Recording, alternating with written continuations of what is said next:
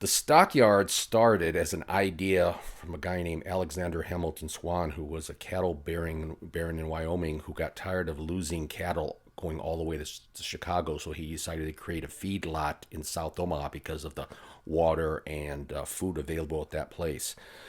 In about 4 years after they made a feedlot, they brought in packing houses, the first one being the Hamel packing house. And before you know it, more and more came in, and it grew into from a feedlot into a stockyards.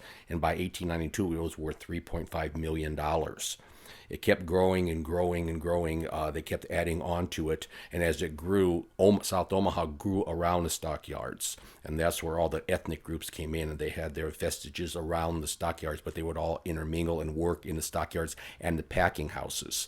At one time, the packing houses and stockyards employed over 50% of the people indirectly or directly of Omaha. So it was like the key area of Omaha. South Omaha really grew simply because every week people would be bringing cattle, hog, and sheep in, and they would keep coming in from all over the Midwest. And when they did that, they were bringing in all that economic growth. So stockyards was one of the reasons why Omaha grew to be a massive city. It became the number one stockyards in the world in 1955, October 27, when 42,000 head of cattle, sheep, and hogs were brought in one weekend.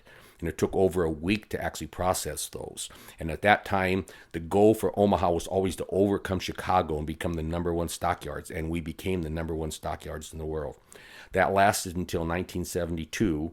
Then eventually, as the packing houses moved out and moved to smaller locations, and the need for a large stockyards no longer was as feasible with the invention or with the perfection of the refrigerated trucks and the ability to be able to bring to sell the cattle anywhere. It went down and eventually closed in 1999 when it completely came down. Currently, it's an area for different businesses and things like that. And the actual stockyards in Omaha moved to Red Oak, and that we still do have a small stockyards in Red Oak, which is the precursor to Omaha Stockyards. Stock Exchange Building was the third livestock exchange building. The first one that they created when they had the feedlot was a farmhouse, a Drexel farmhouse, and they had a tavern and a store in the basement, and the kitchen, they used the doors in the kitchen for the bank. And they basically eventually then that they outgrew that, and they did a one-story one, eventually added on a hotel and restaurant onto that. And in 1924, they wanted to show just how big they've become, so they invested in an 11-story building. It was Peter Kiewitz's first $1 million building, and Everett Buckingham, who was the head of the Stockyards at that time, became glorified for building that building.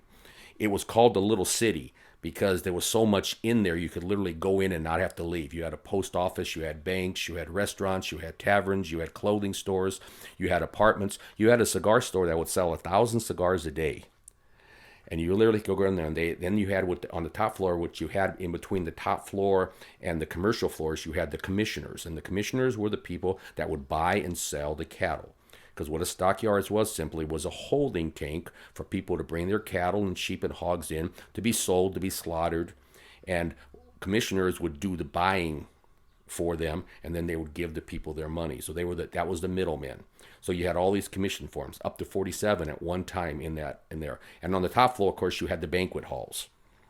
And that's where all the celebration would took place. And in 55, when it became number one, they had a massive celebration up there about overcoming it. We even had signs out there that said we were number one. It'll always stand as a symbol for future generations when they ask, why is that big building standing there, that you can tell them the story of the largest stockyards in the world.